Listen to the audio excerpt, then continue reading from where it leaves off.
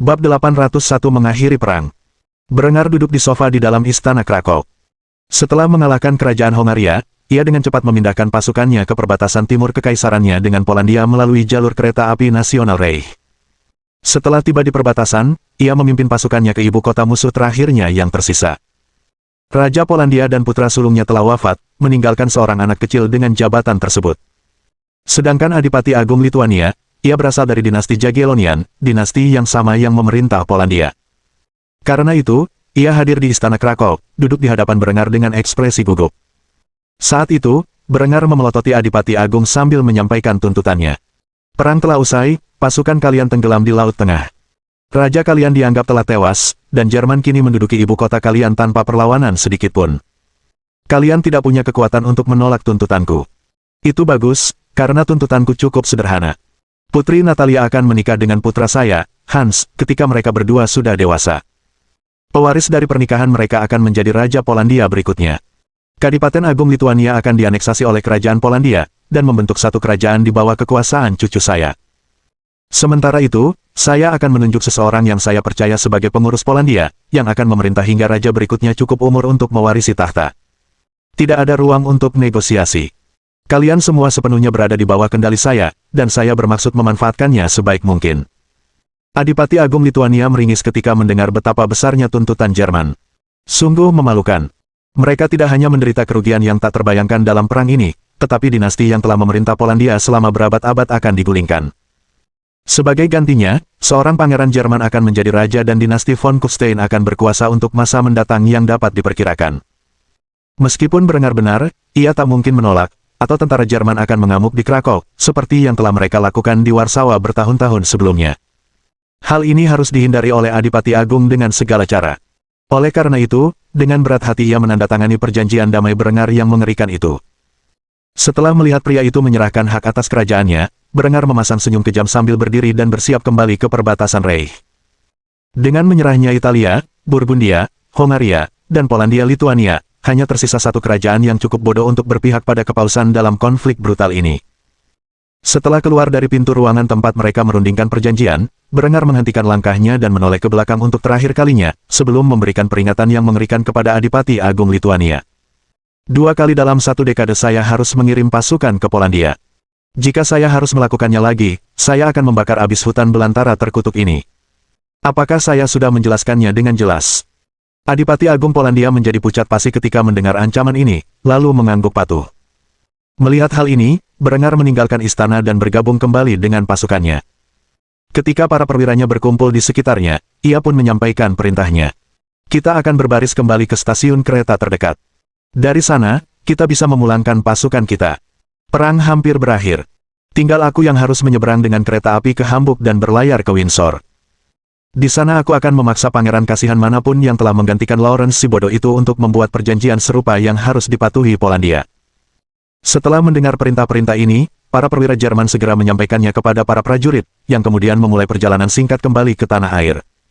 Mereka semua lega mendengar bahwa setelah berbulan-bulan bertempur, mereka akan pulang. Sedangkan Berengar, begitu menemukan stasiun kereta terdekat, ia langsung menuju Hamburg, di mana ia naik fregat dan mengarungi armada ke-6 melintasi Laut Utara menuju Sungai Thames, tempat para prajurit mendarat di Istana Windsor. Jerman telah menghabisi tentara Inggris di Semenanjung Sinai, dan sedikit pasukan yang tersisa sebagai garnison tidak berani menghadapi marinir Jerman dalam pertempuran. Berengar memimpin pasukannya menyusuri jalan-jalan hingga mereka memasuki halaman Istana Windsor, tempat ia memasuki gedung tersebut bersama satu kompi Reichsgarde-nya. Raja saat ini adalah seorang remaja laki-laki bernama James. Ia ketakutan ketika melihat pasukan Jerman memasuki rumahnya tanpa pemberitahuan. Ia tidak menyangka mereka akan begitu berani mendarat di pantai Inggris. James menatap kaisar bermata satu itu dengan tak percaya, sementara ia berusaha keras menemukan kata-kata untuk diucapkan. Berengar hanya mendengus ketika melihat remaja laki-laki itu hampir mengompol karena ketakutan. Ia segera memberi isyarat agar anak itu duduk di meja terdekat. Kaki James hampir lemas ketakutan, dan ia bersyukur diizinkan duduk. Setelah remaja laki-laki itu duduk, Berengar duduk di hadapannya dan melotot dalam diam selama beberapa saat sebelum mengucapkan kata-kata itu dalam hatinya. Aku penasaran. Apakah aku perlu membunuhmu dan menggantikanmu dengan seseorang yang mau menerima tuntutanku, atau kau cukup bijak untuk melakukan apa yang diperintahkan? Biar ku jelaskan ini sejelas-jelasnya. Rajamu dianggap telah mati. Sisa pasukanmu sedang dimangsa oleh serigala dan bangkai saat kita bicara ini, dan kau tak mampu melanjutkan pertempuran ini. Jika kau melawan, aku akan memerintahkan kapal perangku untuk membombardir kota ini hingga tak tersisa. Karena kau tak mampu menolak tuntutanku, aku akan menyatakannya langsung. Kalau kau menolak, aku akan menembak kepalamu dan menyeret salah satu saudaramu untuk menandatangani kata-kataku menjadi undang-undang. Mengerti? Pada titik ini, James tak kuasa menahan buang air kecilnya lagi dan mengompol. Melihat hal ini, Berengar merasa sangat marah, seolah-olah tindakan anak laki-laki itu merupakan penghinaan yang paling besar. Ia mencengkeram tengkuk pemuda itu dan membenturkan kepalanya ke genangan air yang ditinggalkannya di lantai. Dasar jalang sialan, tahu nggak harga sepatu bot ini berapa? Berani-beraninya kamu mengotori kakiku dengan air senimu. Bersihkan sekarang juga. James merintih dan menangis saat terpaksa menjilati kotorannya sendiri. Ia ingin muntah, tetapi menahannya, takut ia terpaksa membersihkan kotorannya sendiri. Setelah benar-benar menjilati sepatu bot Berengar hingga bersih, Berengar melepaskan cengkeramannya pada anak laki-laki itu dan mendudukkannya kembali sambil membiarkannya pergi sambil memperingatkan. Lakukan itu lagi, dan aku akan menembak kepalamu. Sekarang, sampai di mana kita tadi? Oh, benar. Tuntutanku. Mulai saat ini, Wangsa Lancaster akan menyerahkan semua gelar dan kepemilikan kepada dinasti von Kufstein. Khususnya kepada putraku, Christopher. Sampai dia dewasa, aku akan bertindak sebagai Bupati Inggris, dan meninggalkan seorang pengurus untuk membersihkan lubang sialan kerajaan ini dan kekacauan yang dibuat ayahmu. Soal dinastimu, aku sungguh tak peduli apapun yang kau lakukan, tapi jika kau berani mengibarkan panji-panji pemberontakan terhadap putraku, atau bahkan sampai mengklaim Inggris secara membabi buta, aku akan melenyapkan setiap anggota keluargamu dan semua cabang kadetmu. Sudah kubilang, kan? James menangis terseduh-seduh, tetapi ia berhasil menganggukkan kepalanya dan berbicara setuju. Setelah mengatakan ini, Berengar tersenyum dan menepuk kepala anak laki-laki itu sebelum meyakinkannya bahwa semuanya akan baik-baik saja. Bagus, jangan khawatir.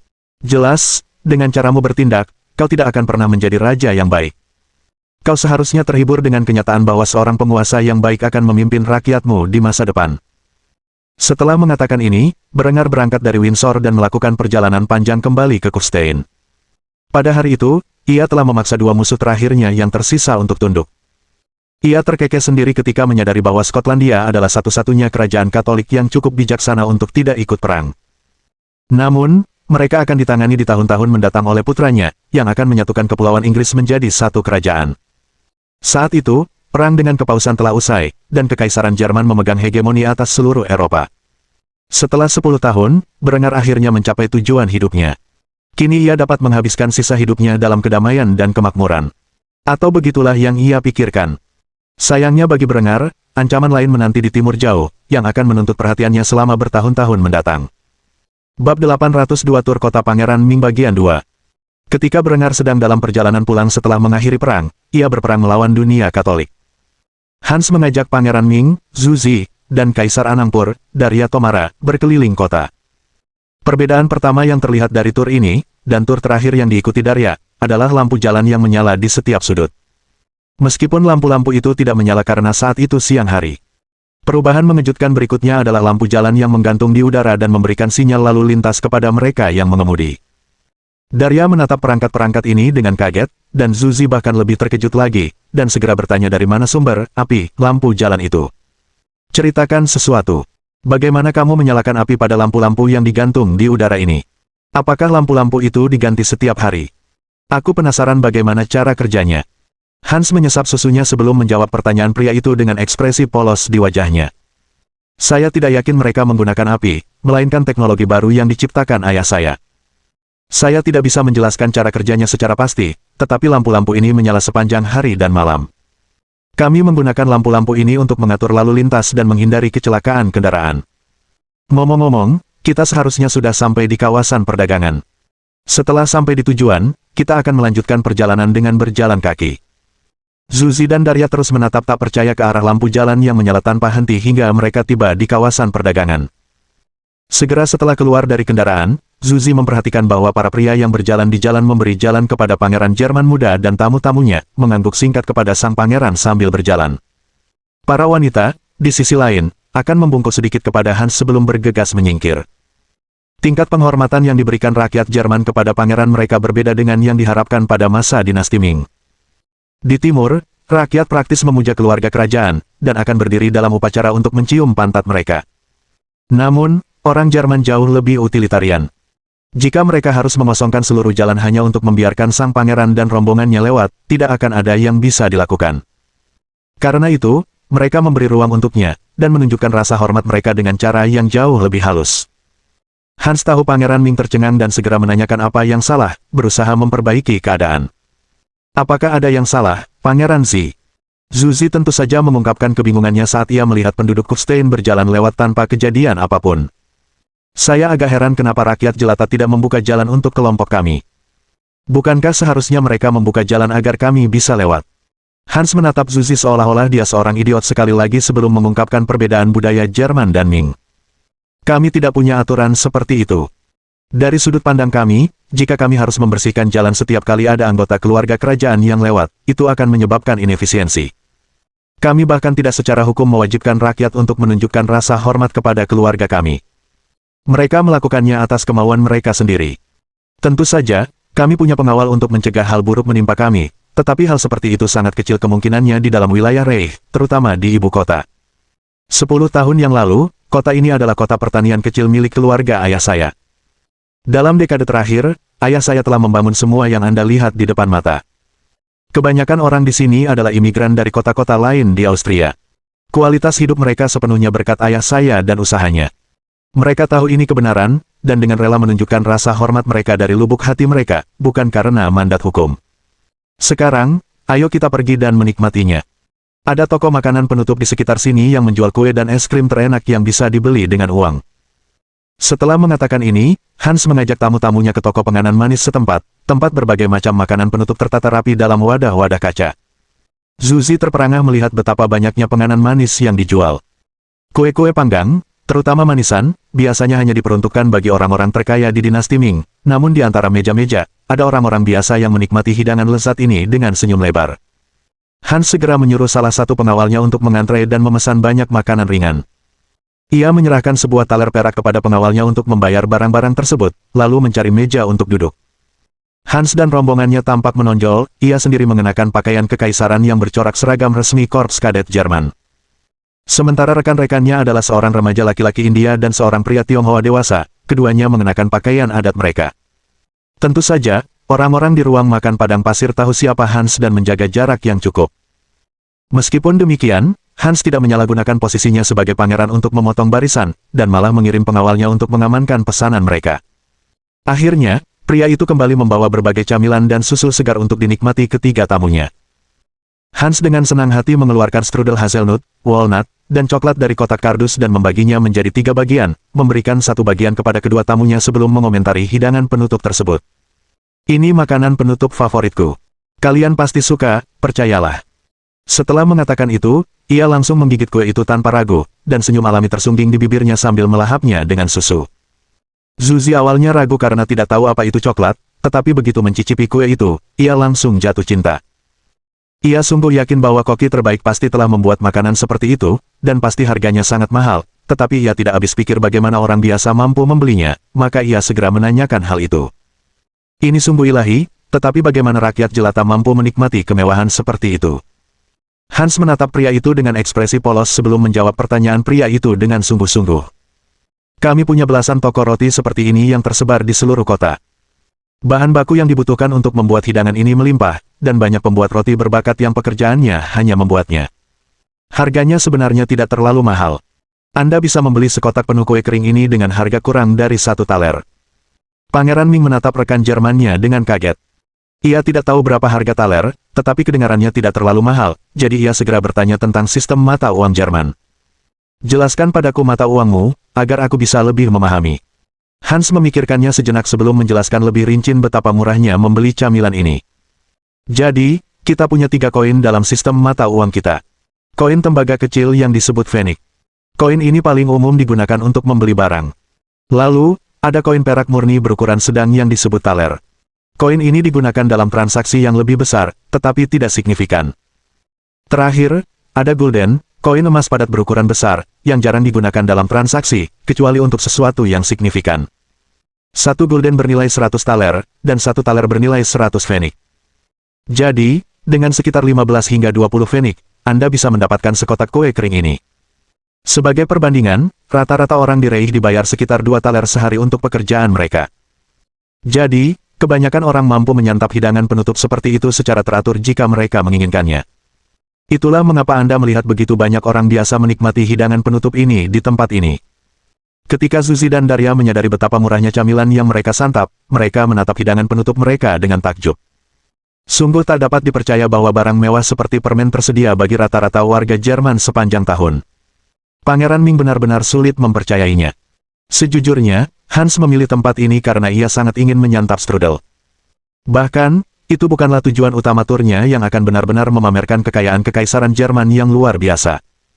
Namun, bahkan dengan hal sesederhana ini, ia telah benar-benar memukau Pangeran Ming dan Kaisar Anangpur. Selama ini, Daria mengira bahwa hidangan yang ia santap di istana setiap hari bersama kopi adalah kemewahan yang hanya diberikan kepada kaum bangsawan Reich.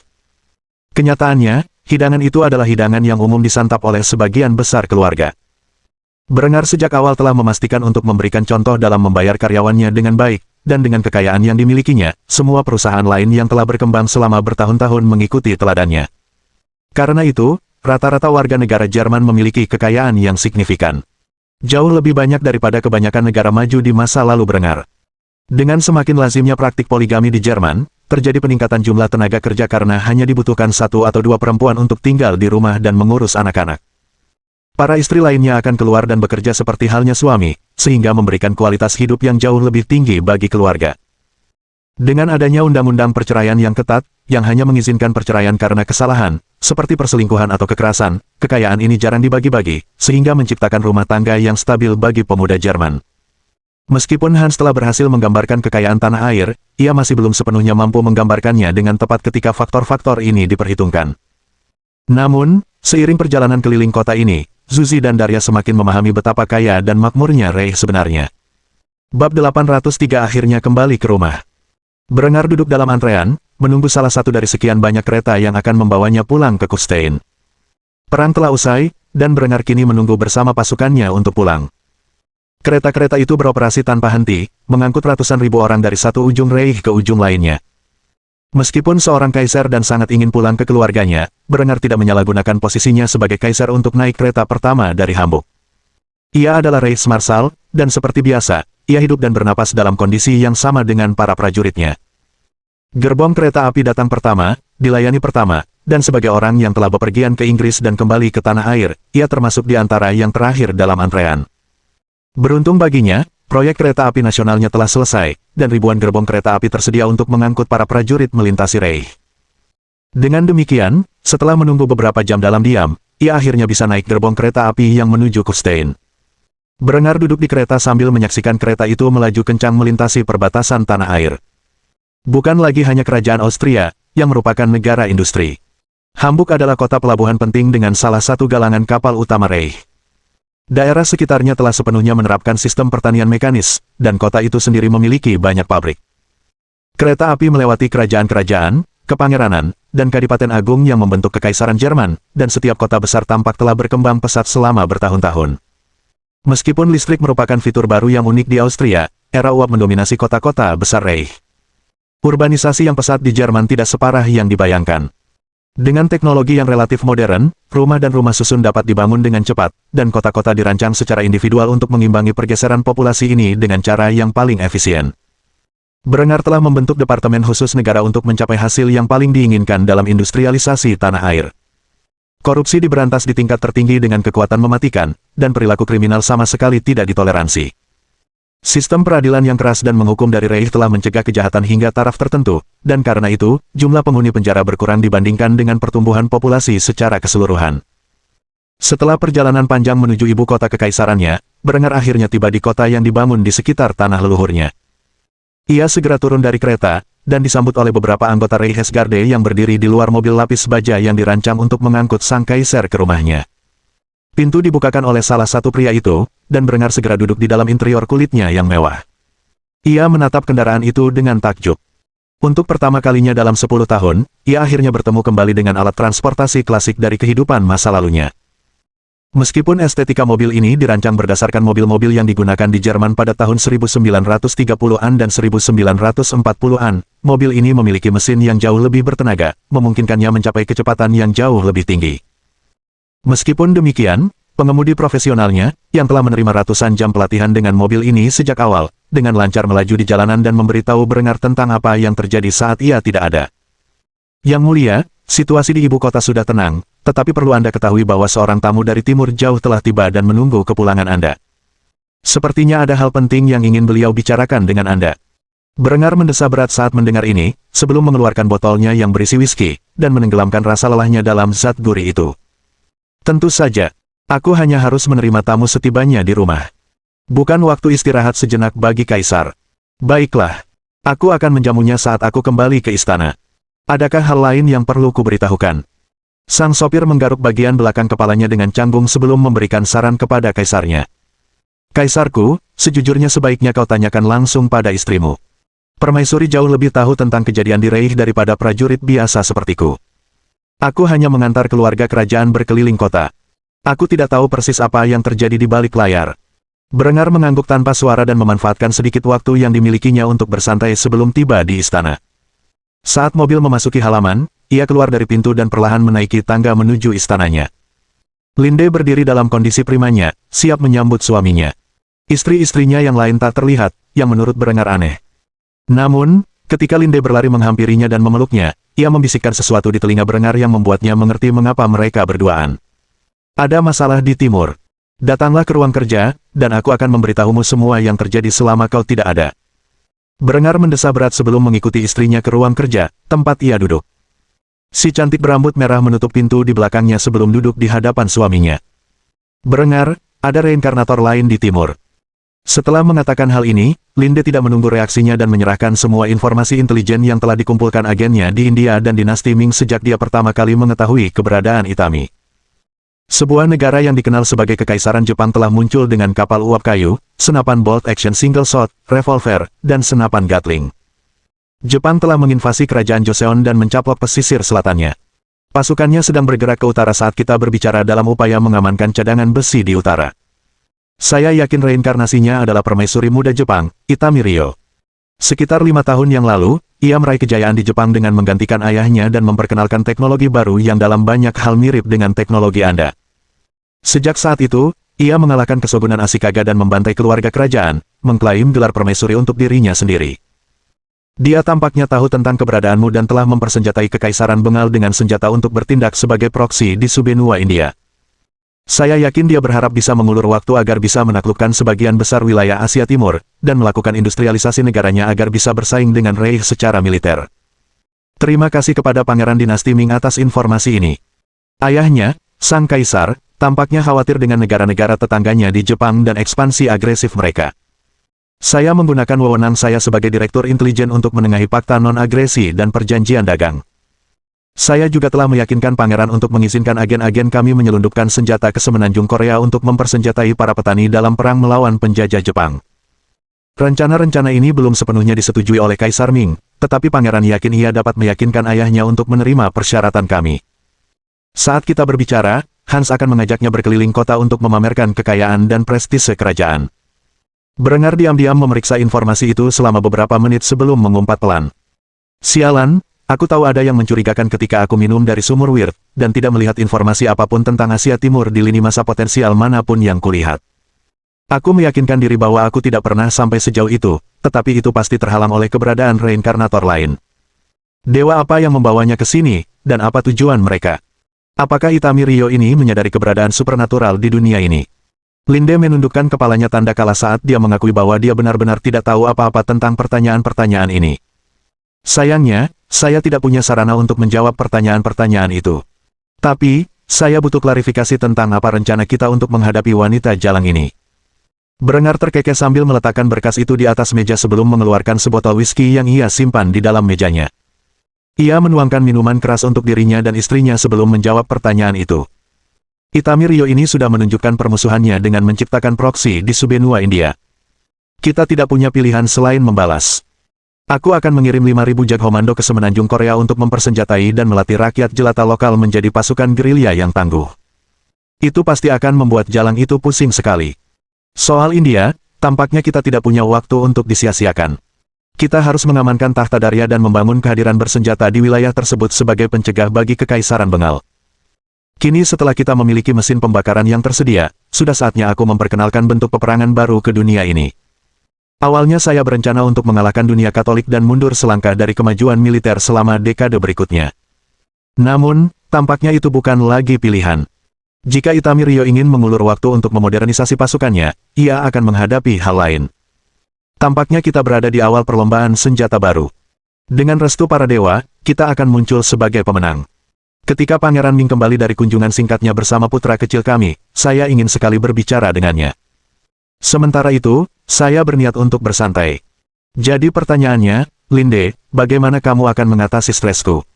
Si cantik berambut merah berdada besar menyeringai sensual saat dia berjalan mengitari meja dan berlutut di hadapan suaminya sebelum menjawab pertanyaannya. Saya bisa memikirkan beberapa cara. Bab 804 Era Baru Perang Darat. Setelah bercinta dengan istri kesayangannya, Berengar menyadari bahwa waktu tak menunggu siapapun, dan bahwa ia sedang terlibat dalam perlombaan senjata dengan seorang reinkarnator yang bermusuhan. Oleh karena itu, alih-alih memanfaatkan waktu yang tersisa untuk bersantai, ia segera mulai merancang serangkaian senjata dan kendaraan baru yang akan sepenuhnya mengubah cara peperangan di seluruh dunia. Setelah bertahun-tahun melakukan upaya industrialisasi, dan menguasai simpanan bahan mentah dalam jumlah besar, Berengar kini memiliki sarana untuk menciptakan kendaraan lapis baja, kapal selam, pesawat terbang, dan sistem persenjataan modern lainnya. Namun, yang terpenting, ia perlu melengkapi infanterinya dengan senjata semi-otomatis dan otomatis yang mumpuni, yang akan terbukti vital dalam perang-perang yang akan terjadi di dunia timur. Meskipun Berengar dapat merancang senapan serbu yang tepat untuk digunakan sebagai senapan standar angkatan bersenjatanya, ia ragu untuk melakukannya. Sebagai permulaan, ia yakin jangkauan tembak yang lebih jauh dari peluru berdaya penuh akan terbukti vital di Kepulauan Pasifik. Itami kemungkinan besar akan memperkuat pasukannya dan menembakinya dengan senapan bolt action. Namun, riwayat hidupnya membuktikan bahwa senapan tempur api pilihan umumnya tidak dapat dikontrol dalam mode otomatis penuh. Dengan beberapa pengecualian yang nyata. Selama Perang Dunia Kedua di masa lalu Berengar, pasukan terjun payung Jerman meminta senapan yang mampu berfungsi sebagai senapan mesin ringan sekaligus senapan infanteri.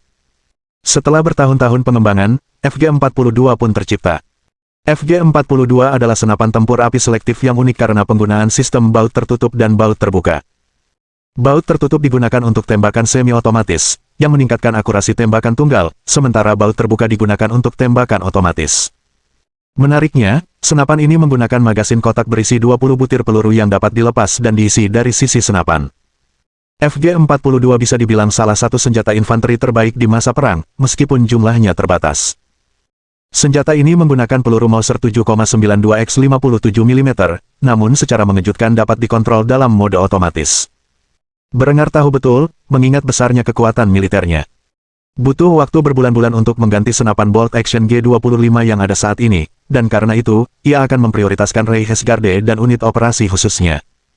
G25 telah memainkan peran penting dalam pembantaian pasukan Katolik selama Perang Salib, tetapi senapan itu sudah usang ketika Berengar memperkenalkannya. Satu-satunya alasan dia tidak menggunakan sistem senjata otomatis sebelumnya adalah karena dia merasa biayanya terlalu mahal. Lagi pula, sampai sekarang, semua musuhnya menggunakan senapan laras panjang dengan bubuk hitam. Namun, ancaman yang ditimbulkan Itami dan Kekaisaran Jepangnya terhadap Reich sudah cukup untuk membenarkan pengembangan dan pembuatan senjata infanteri otomatis. Tentu saja, dengan FG-42, atau seperti yang ia sebut, STG-27, sebagai senapan standar, Berengar perlu mengembangkan senapan mesin untuk melengkapi senjata tersebut. Ada dua desain yang direncanakan Berengar untuk menggantikan Vickers, dan masing-masing memiliki peran yang berbeda. ZB-30 adalah senapan mesin ringan dengan laras atas yang dilengkapi dengan berbagai macam peluru selama periode antar perang di masa lalu Berengar.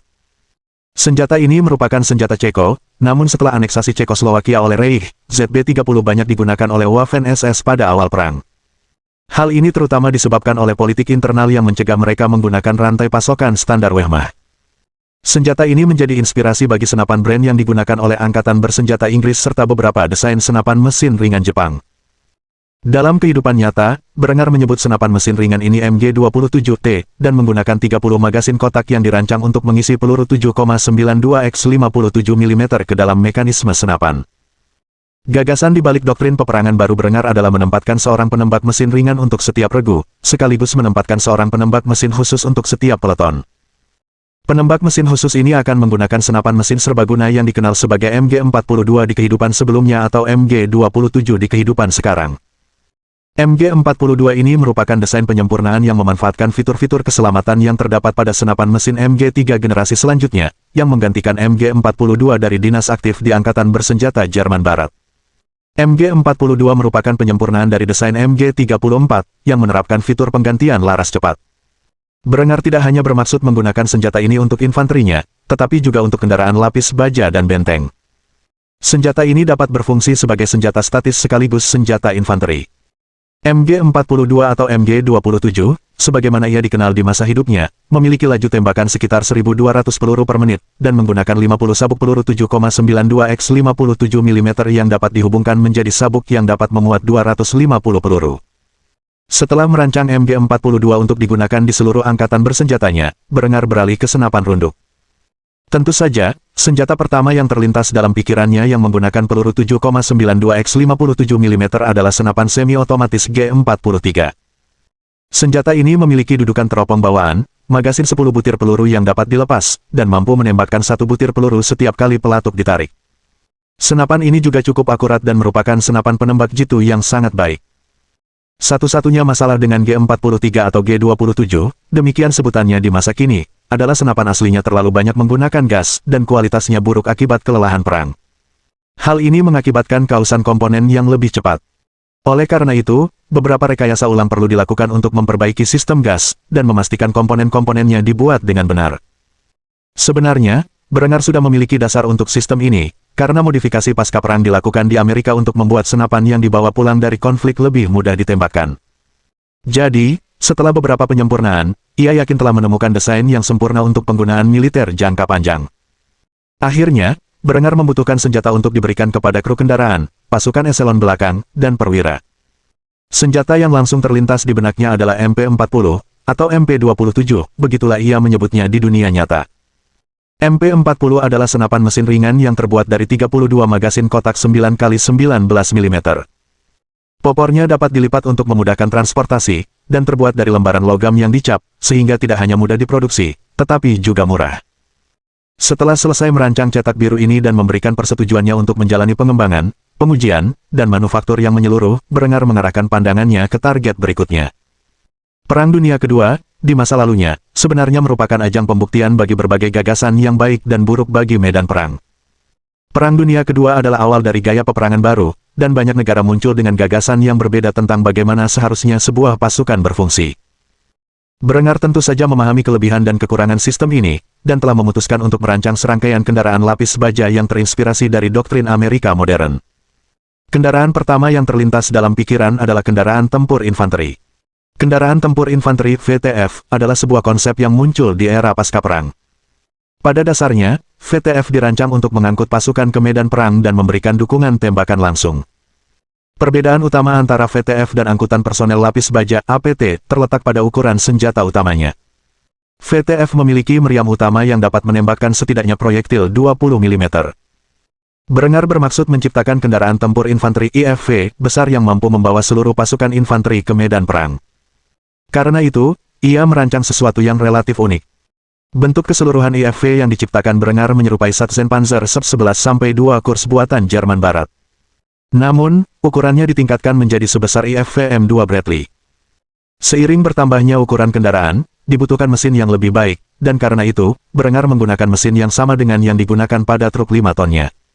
Mesin ini juga digunakan pada M2 Bradley dan varian-varian terbarunya. Setelah memastikan kendaraan raksasa ini berlapis baja dengan baik, ia mendesain ulang bagian belakangnya agar menyerupai M2 Bradley. Modifikasi terakhir yang dilakukan Brenger pada kendaraan ini adalah memastikan kendaraan ini memiliki kemampuan amfibi, sesuatu yang ia rasa akan dibutuhkan jika ia akan berperang di Pasifik. Ia menamai kendaraan ini Sachsenpanzer Sub 27 Ling. Setelah merancang IFV yang akan membawa pasukannya ke medan perang, Brenger memutuskan untuk merancang tank yang mampu ia bangun saat itu. Desain apapun yang berasal dari pasca Perang Dunia II akan sulit diwujudkan, setidaknya karena mereka masih bergantung pada sistem penglihatan yang lebih modern. Karena itu, Brenger memilih apa yang ia yakini sebagai tank terbaik Perang Dunia II, yaitu Panzerkampfwagen V Panther, yang juga dikenal sebagai Panther. Tank Panther adalah tank medium yang digunakan secara ekstensif dalam Perang Dunia Kedua oleh pasukan Wehrmacht dan Waffen-SS. Tank ini menggunakan meriam utama 7,5 cm WK-42, dan merupakan kompromi yang baik antara lapis baja, daya tembak, dan mobilitas. Beberapa sejarawan mengatakan bahwa tank ini merupakan salah satu inspirasi utama bagi konsep tank tempur utama pasca perang.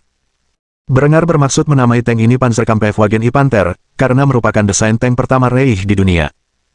Brenger menduga bahwa dalam setahun, atau mungkin 2 tahun, Reichsgarde-nya akan sepenuhnya dimekanisasi, dan pada tahun-tahun berikutnya, Angkatan Daratnya akan menyusul. Senjata-senjata ini akan diperkenalkan secara bertahap kepada pasukannya seiring waktu, dan ia bermaksud menggunakan Subenua India tidak hanya sebagai tempat pembuktian untuk senjata-senjata barunya, tetapi juga sebagai sarana untuk memberi pasukannya pengalaman dalam pertempuran modern. Kendaraan lapis baja ini, dan senjata otomatis, hanyalah penemuan-penemuan baru pertama yang ingin dirancang Brenger. Era baru ini sungguh berani. Dengan akses ke mesin pembakaran dan material seperti aluminium, ia dapat merancang kapal angkatan laut baru, dan angkatan udara khusus. Wah, dari kelihatannya, kapal udara pertamanya hampir selesai. Setelah benda semacam itu dibangun, rakyatnya akan menguasai langit. Maka, sementara Hans terus memamerkan kekayaan Reich kepada tamu-tamunya, Brenger bekerja cepat, merancang senjata generasi baru yang akan dipersenjatai angkatan bersenjata Reich di tahun-tahun mendatang. Bab 805 Perluasan Kriegsmarine. Setelah menyelesaikan pekerjaannya pada sistem persenjataan baru untuk angkatan daratnya, Brenger menyadari bahwa ia masih punya waktu tersisa sebelum putranya pulang bersama tamu-tamunya. Karena itu, ia segera mengerjakan kemajuan angkatan laut baru. Kemajuan yang akan menjamin supremasi Jerman di atas lautan. Generasi kapal terbaru sedang dibangun di setiap pelabuhan di seluruh Reich, dan mereka lebih dari mampu menghadapi monster baja apapun yang Jepang putuskan untuk lepaskan di lautan dalam beberapa tahun mendatang. Jika ada satu hal yang kurang dimiliki Brenger dalam armadanya, itu adalah kapal torpedo khusus. Namun, dengan tingkat teknologi yang dimiliki Brenger saat ini, kapal torpedo sudah usang. Alih-alih, ia kini mampu menciptakan kapal selam. Seorang insinyur angkatan laut berbakat yang bekerja untuknya sebelumnya telah memperkenalkan desain torpedo, yang sudah dipasang di kapal perangnya. Dengan pemikiran ini, Brenger memutuskan untuk menciptakan U-boat pertama Reich. Diberi label U-boat tipe I, Brenger segera mulai merancang mahakarya U-boat, yang selamanya mengubah cara kerja kapal selam di masa lalunya. Dimodelkan berdasarkan kapal selam tipe 21, Brenger telah merancang kapal selam yang mampu tetap terendam selama sebagian besar misinya. Bagaimana ia mencapai hal ini tanpa tenaga nuklir? Dengan menggunakan mesin diesel listrik yang bertenaga, yang memanfaatkan pasokan baterai yang melimpah untuk mempertahankan daya dukungnya. Baterai-baterai ini dapat diisi ulang melalui snorkel sederhana di kedalaman periskop, sehingga memungkinkannya untuk menjaga visibilitas di laut seminimal mungkin. Kapal ini memiliki jangkauan 15.500 mil laut dengan kecepatan 10 knot, yang berarti dapat berlayar hingga ke pesisir Jepang sebelum perlu diisi ulang bahan bakarnya. Dengan asumsi Brenger mendirikan pangkalan angkatan laut di Madagaskar, Sri Lanka, dan Oseania di tahun-tahun mendatang, ia akan mampu menjaga rute yang tepat bagi predator bawah laut ini antara dirinya dan musuh-musuhnya. Berbeda dengan desain senjata sebelumnya, U-boat ini tidak menggunakan meriam, melainkan memiliki 6 tabung torpedo, dan dapat membawa total 23 torpedo G7. Kapal ini juga dilengkapi 2 meriam anti-pesawat kembar 2 cm, meskipun Brenger tidak berharap akan bertempur memperebutkan supremasi di langit bersama Jepang dalam waktu dekat, ia telah mempersiapkan diri untuk menghadapi kemungkinan tersebut. U-boat tipe 21 adalah rancangan yang dibuat Nazi di akhir perang 6 tahun mereka melawan dunia. Hanya 2 yang benar-benar beroperasi. Namun, karena merupakan upaya terakhir, terdapat beberapa masalah serius dengan rancangan awal yang telah dipelajari Brenger secara ekstensif selama liburan musim semi di Perpustakaan Akademi Angkatan Laut AS. Untungnya, beberapa negara merancang kapal selam mereka sendiri setelah perang, yang sebagian besar didasarkan pada kapal selam tipe 21, termasuk Amerika Serikat. Dengan demikian, ia dapat menggunakan penyempurnaan yang dilakukan oleh kapal selam kelas Tanah Es sebagai dasar untuk memperbaiki kekurangan pada U-boat tipe 21. Faktanya, Brenger pernah menghabiskan beberapa jam bereksperimen dengan tipe 21 yang telah disempurnakan di masa lalunya saat ia meneliti topik tersebut di Akademi Angkatan Laut. Desain ini menjadi dasar untuk cetak birunya saat ini, yang berkat kemajuan pengetahuan tekniknya sejak saat itu, ia telah melakukan beberapa penyempurnaan penting pada saat itu. Selain torpedo, para insinyur Angkatan Laut yang bekerja di bawahnya baru-baru ini mengerjakan sistem radar dan sonar, yang, bersama dengan penyempurnaan pada komunikasi radio, bersatu untuk menciptakan kapal yang sempurna. Brenger memanfaatkan sedikit pengetahuannya tentang hal-hal tersebut untuk meningkatkan kinerja, tetapi tidak banyak yang perlu ia lakukan. Setelah merancang U-Boat tipe 1, Berengar memutuskan untuk kembali ke desain kapal yang telah ia buat beberapa tahun sebelumnya, dan memodifikasinya untuk memanfaatkan radar, sonar, radio komunikasi, dan senjata anti pesawat.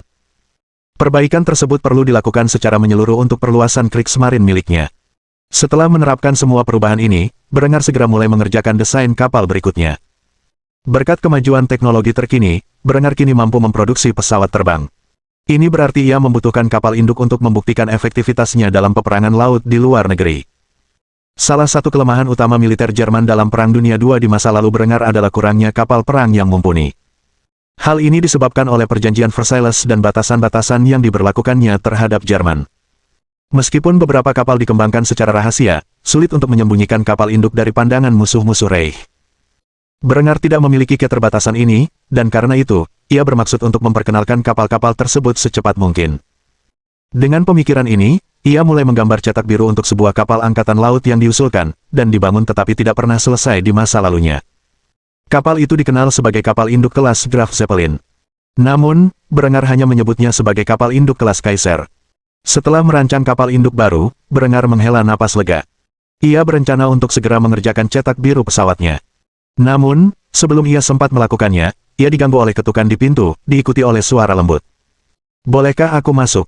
Berengar langsung mengenali siapa pemilik suara itu dan sedikit bingung. Namun, ia segera menjawab dengan suara ramah. "Tentu, kamu boleh masuk pria." Pintu terbuka, menampakkan Putri Anangpur yang mengenakan sari sutra hijau kemasan. Sari itu sangat serasi dengan mata zamrudnya. Berengar segera menyadari bahwa Putri Anangpur tampak agak malu berada di ruangan yang sama dengannya, sehingga ia segera memanggilnya untuk duduk. "Pria, duduklah dan bicarakan apa yang kau butuhkan dariku." Pria bukan orang bodoh. Ia telah mengamati tindakan Berengar dengan saksama sejak kedatangannya di Kufstein, dan tahu Berengar menginginkan sesuatu darinya dan kakaknya. Meskipun tampak baik dan penyayang di mata orang-orang yang disayanginya, pria tahu bahwa ia tidak boleh percaya bahwa Berengar membantu kedua saudara kandung itu karena kebaikan hatinya. Meskipun Darya mungkin menikmati kehidupan damai yang dijalaninya saat ini, ia merasa cemas dalam hati tentang posisinya di Istana Kekaisaran, dan apakah ia akan dijadikan alat tawar-menawar atau tidak. Karena itu, ia hampir berkeringat saat duduk di hadapan Kaisar, yang di matanya tampak seperti dewa hidup dibandingkan dengan para pria yang dikenalnya memegang kekuasaan. Berengar meraih lemari esnya dan mengeluarkan bir dingin untuk dirinya sendiri dan sebotol sari apel bersoda untuk pria. Setelah menyerahkannya kepada gadis itu, ia menunggu pria memberanikan diri untuk mengungkapkan isi hatinya. Butuh beberapa detik bagi pria untuk berpikir jernih, tetapi akhirnya ia mengajukan pertanyaan yang telah lama ingin ia tanyakan. "Apa sebenarnya yang kau inginkan dariku dan saudaraku?" Berengar terkekeh mendengar pertanyaan ini. Ia bersandar di kursinya dan menyesap birnya, sebelum memutar bola dunia yang ada di mejanya. Setelah beberapa detik membiarkannya berputar, ia meletakkan jari telunjuknya tepat di tempat India berada sebelum menjawab pertanyaan gadis itu. "Ini bukan soal apa yang aku inginkan, tapi apa yang diinginkan saudaramu. Saudaramu telah memintaku untuk membantunya merebut kembali tahtanya, tetapi untuk melakukannya, aku harus mengerahkan pasukanku ke tanah keluargamu dan menggulingkan kaisar yang memproklamirkan diri saat ini. Lagi pula, meskipun Darya mungkin pewaris tahta yang sah, ia hanya memiliki sedikit, jika ada, pendukung sejati. Ia tidak memiliki pasukan, maupun prajurit yang dapat diandalkan untuk mendukung klaimnya. Artinya, jika saya mengabulkan permintaannya, darah yang akan ditumpahkan untuk menempatkannya di takhta bukanlah darah para pendukungnya, melainkan darah rakyat Jerman. Aku menganggap setiap pria, wanita, dan anak-anak yang menjadi bagian dari kekaisaranku sebagai bagian tak ternilai dari wilayah kekuasaanku. Karena itu, pertumpahan darah Jerman memiliki harga yang sangat tinggi yang harus dibayar. Saudaramu belum tahu bagaimana ia mampu membeli pengorbanan yang begitu mulia. Kau bertanya apa yang kuinginkan dengan membiarkanmu tinggal di Reich. Sejujurnya, sampai hari ini, aku hanya ingin menciptakan sekutu yang bersahabat di anak benua India. Seseorang yang bisa kuajak kerja sama perdagangan yang menguntungkan. Namun, aku tidak ingin memberitahumu tentang ini, tetapi segalanya telah berubah. Sekembalinya saya dari medan perang, saya segera disambut oleh laporan yang dikumpulkan oleh agen saya bahwa kekuatan besar di timur, yang menyaingi Reich, sedang mempersenjatai kekaisaran Bengal dalam upaya mendukung rencana besar kaisar mereka untuk menaklukkan anak benua India. Sekarang, kau dan aku sama-sama tahu bahwa pamanmu hampir tidak mampu mempertahankan negaramu yang sedang merosot. Begitu tentara Bengal tiba di rumahnya, ia akan menyerah atau menyebabkan penderitaan yang tak terkira di seluruh negerimu. Bagaimanapun, pada akhirnya, tanpa dukungan Reich, Kekaisaran Anangpur akan jatuh ke tangan tetangganya. Jika Kekaisaran Anangpur jatuh, kau dan saudaramu tak akan berguna bagiku. Jadi, saudaramu menginginkan dukunganku, dan sekarang ia telah mendapatkannya. Begini yang akan kulakukan untukmu. Dalam beberapa bulan ke depan, aku akan berlayar dengan pasukanku ke Kekaisaran Anangpur dan menempatkan saudaramu di atas takhta yang menjadi haknya. Lalu aku akan membangun kembali pasukannya menjadi kekuatan yang mampu mengalahkan Kekaisaran Bengal. Setelah kekaisaranmu mampu bersaing dengan negara-negara tetangganya, aku akan memberikan dukungan tempur sampai saudaramu menyatukan anak benua India di bawah panjinya. Setelah seluruh wilayah berada di bawah kendali dinastimu, kalian berdua dapat menemukan cara yang tepat untuk membalas budiku. Pria sedikit tersipu ketika mendengar pernyataan Berengar. Tak ada keraguan dalam suaranya, tak ada keraguan dalam rencananya. Ia akan muncul sebagai pemenang, dan tak ada yang bisa dilakukan musuh untuk menghentikannya. Itulah tingkat kepercayaan diri yang terpancar dari aura gigih pria ini. Tak masalah jika kekuatan asing mempersenjatai musuh-musuhnya dengan senjata yang bisa menghancurkan tentara Jerman. Hanya ada satu jalan ke depan dalam visinya, yaitu penaklukan total. Gadis muda itu belum pernah bertemu pria yang begitu gigih mencapai tujuannya. Bahkan saudara laki-lakinya sendiri, yang sangat ia sayangi, gagal menunjukkan rasa hormat dan kekaguman yang ia miliki terhadap Berengar saat itu. Setelah beberapa saat hening yang canggung, pria mengangguk sebelum menjawab pernyataan Berengar. Aku mengerti. Aku akan berusaha keras memikirkan cara untuk membalas budi atas semua yang telah kau lakukan, dan semua yang belum kau lakukan. Berengar mendengus mendengar ini sebelum meneguk birnya lagi. Setelah beberapa teguk, ia menanggapi pernyataan gadis itu dengan nada hangat. Itu keputusan kakakmu. Kamu masih muda, nikmatilah waktumu di Kufstein sebaik mungkin. Suatu hari nanti, kamu akan mengenang masa-masa di mana kamu tidak perlu mengkhawatirkan apapun dengan rasa sayang yang tak bisa kugambarkan dengan tepat. Oh, dan kalau Hans merepotkanmu, beritahu aku dan aku akan meluruskannya. Mendengar ini, pria tersenyum manis sebelum menundukkan kepala kepada Berengar. Setelah itu, ia meninggalkan satu pesan terakhir sebelum meninggalkan kantornya.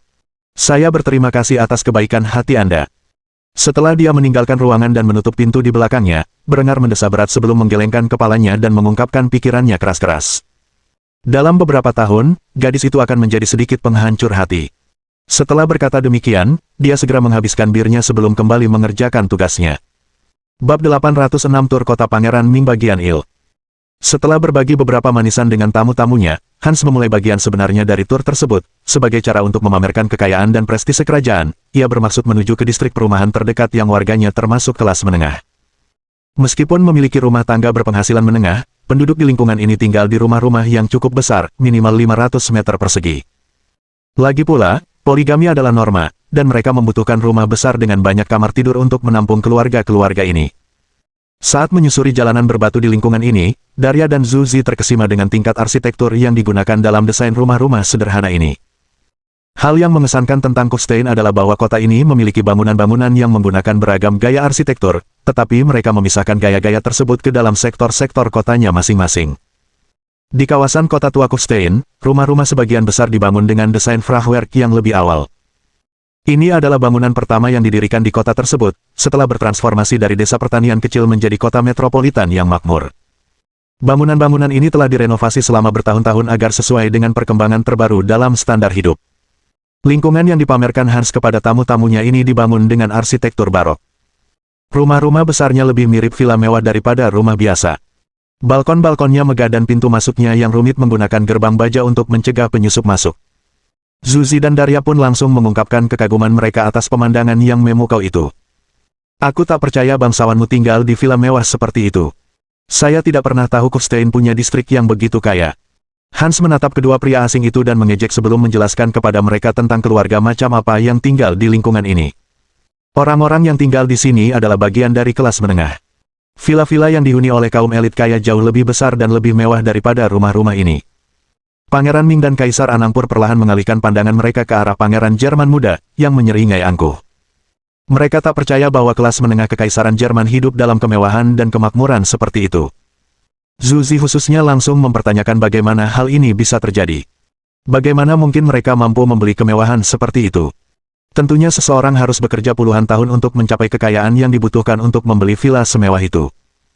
Hans menganggukkan kepalanya saat mendengar ini sebelum menjelaskan prinsip ekonomi hipotek kepada Pangeran Ming dan Kaisar Anangpur.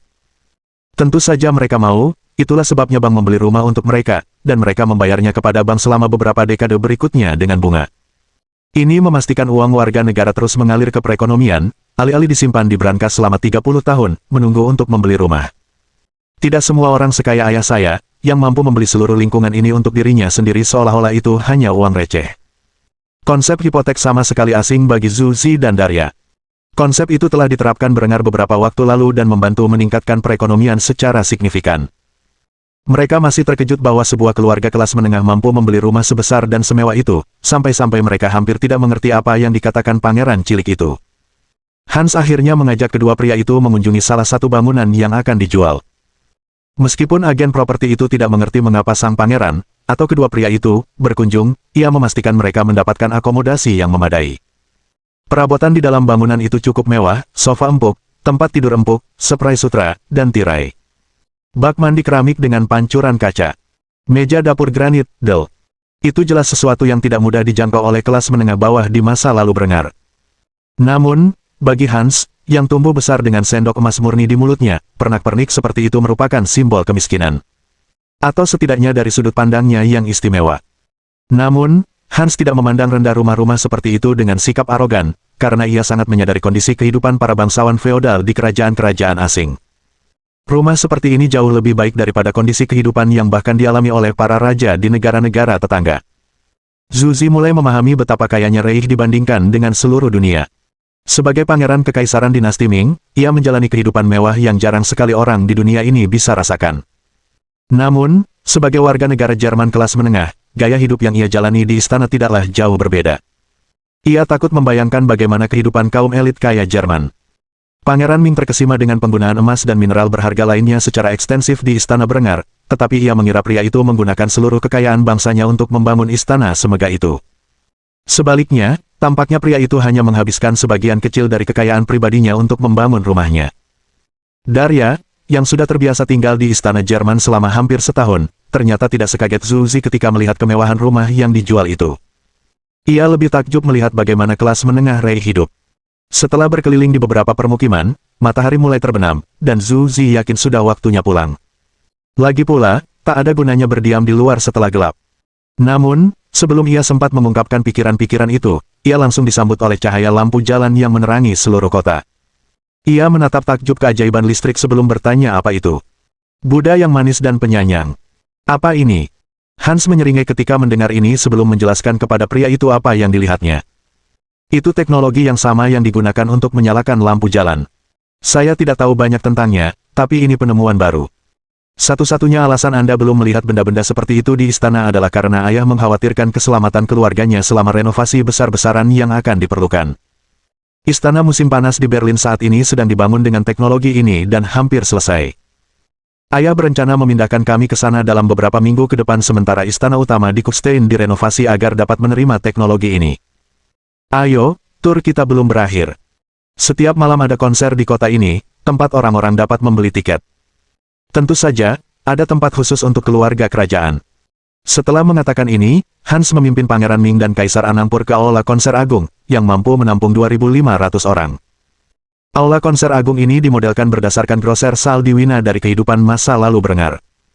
Namun, ukurannya diperluas untuk kapasitas tempat duduk yang lebih besar. Tentu saja, terdapat bilik pribadi di atas semua tempat duduk lainnya yang disediakan untuk keluarga kerajaan dan tamu-tamu mereka. Ketika Pangeran Hans muda tiba, seorang wanita cantik berambut pirang dengan gaun koktail segera menyambutnya. Ia adalah asisten yang disediakan untuk malam itu bagi Hans dan rekan-rekannya. Ia menyunggingkan senyum ramah di wajahnya yang cantik sambil berlutut agar sejajar dengan Hans. Yang mulia, Pangeran Hans, merupakan suatu kehormatan bagi saya untuk melayani Anda malam ini. Jika ada yang Anda butuhkan, beritahu saya dan saya akan dengan senang hati membantu. Hans bukan satu-satunya yang menatap belahan dada wanita itu. Zhu Zi dan Daria berusaha keras mengalihkan pandangan dari dada wanita itu yang membuncit. Daria menyadari hal ini dan terus tersenyum anggun sebelum memimpin ketiganya ke tempat duduk mereka. Setelah duduk, orkestra Kufstein mulai memainkan sebuah karya yang fasih, yang sangat dinikmati Hans. Lagu itu sebenarnya adalah karya Adela yang ditulis dengan bantuan Brengar. Brengar tidak begitu mengenal musik atau seni, tetapi ia memiliki kecintaan pada orkestra, terutama yang muncul di abad ke-21 kehidupan masa lalunya melalui soundtrack game video. Lagu ini menjadi tema untuk edisi ke-10 dari JRPG populer yang ia mainkan di masa mudanya saat masih menjadi Julian Weber. Tema melankolis itu dimainkan di intro awal, dan kemudian di klimaks permainan yang menyedihkan. Namun, ada sesuatu yang sangat indah tentang lagu ini yang sangat disukai Brengar. Tentu saja, Adela telah menciptakan kembali musiknya dengan mendengarkan senandungnya, dan itu sungguh sebuah karya seni. Daria merasakan air mata menggenang di matanya sejak intro piano dimulai. Di akhir lagu, ia hampir basah kuyup.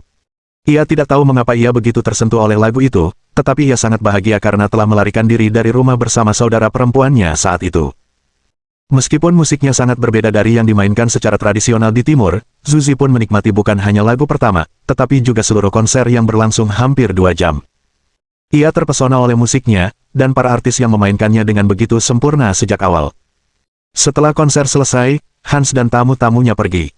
Mereka menyaksikan kerumunan besar orang di pusat kota memegang lilin. Sebuah band telah berkumpul dan memainkan lagu kebangsaan Jerman, yang liriknya merupakan penghormatan kepada Sang Kaisar. Semua penonton hafal liriknya dan bernyanyi bersama dalam perayaan yang meriah. Pemandangan itu membuat Hans dan tamu-tamunya tercengang, dan anak laki-laki itu segera bertanya kepada salah satu pengawalnya apa yang terjadi saat mereka berada di konser. Ada apa? Kenapa semua orang berkumpul di sini untuk merayakan? Pengawal itu segera bertanya-tanya untuk mencari tahu apa yang terjadi.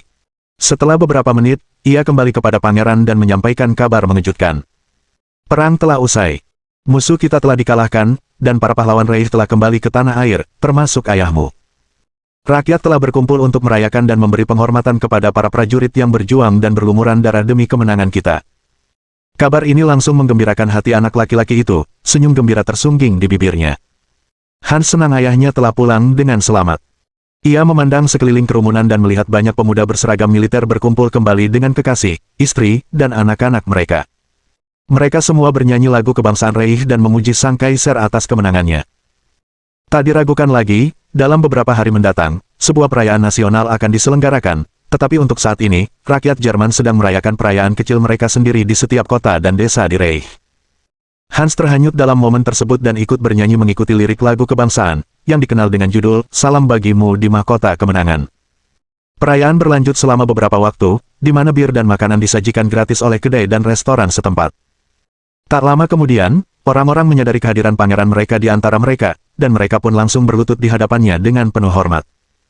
Melihat perayaan yang begitu acak itu, Zuzi dan Daria yakin bahwa Hans telah merencanakan semua ini, tetapi setelah melihat ekspresi bingungnya, mereka tahu bahwa acara ini spontan. Setelah diperhatikan oleh begitu banyak orang, Reihesgarde segera membawa Hans dan tamu-tamunya kembali ke istana. Zuzi dan Daria merasa sedikit lebih rendah hati ketika akhirnya kembali ke penginapan mereka. Mereka senang telah diajak tur dan benar-benar tercengang melihat keadaan kekaisaran Jerman.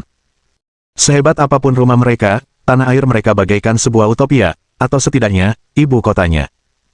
Zuzi kini mengerti mengapa para penerjemahnya begitu bersemangat mengunjungi Kufstein ketika ia pertama kali memulai perjalanan ini. Bab 807 Pangeran Ming memberikan penghormatannya. Saat Hans dan tamu-tamunya kembali ke istana, Brengar sudah duduk di singgasana kekaisarannya.